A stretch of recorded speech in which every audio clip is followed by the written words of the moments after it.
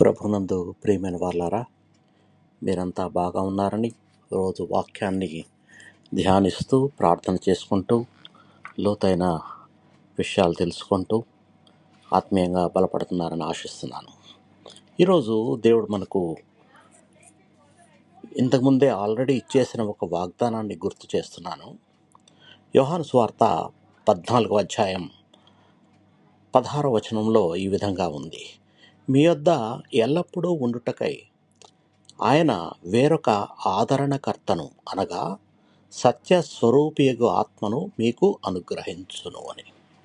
ఈ మాట యేసు ప్రభువారు తన శిష్యులకి చెప్పిన వాగ్దానం.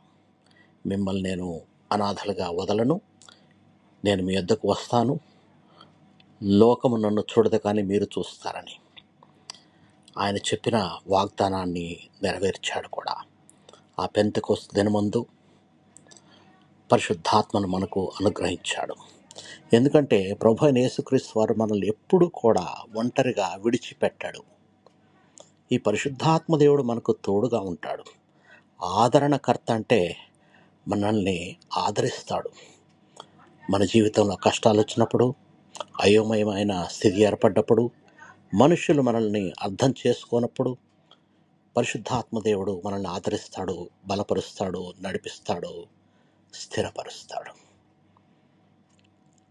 ఆదరణకర్త అంటే మన బాధల్లో, ఒత్తిడిలో, ఒంటరిగా ఉన్నప్పుడు మనకు శాంతిని, ధైర్యాన్ని అనుగ్రహిస్తాడు.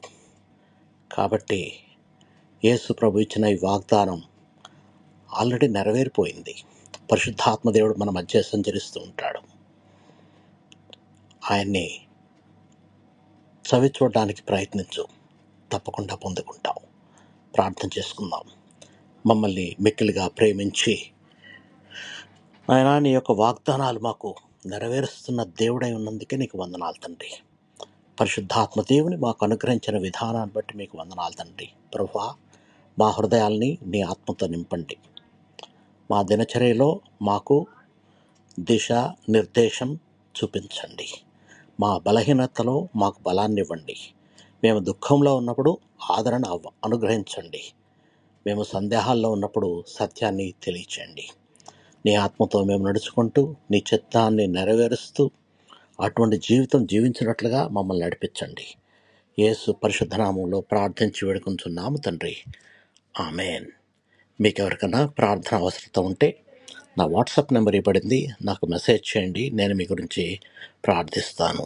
దేవుడు మిమ్మల్ని బహుగా దీవించి ఆశీర్వదించి భద్రపరచునుగాక. ఆమెన్.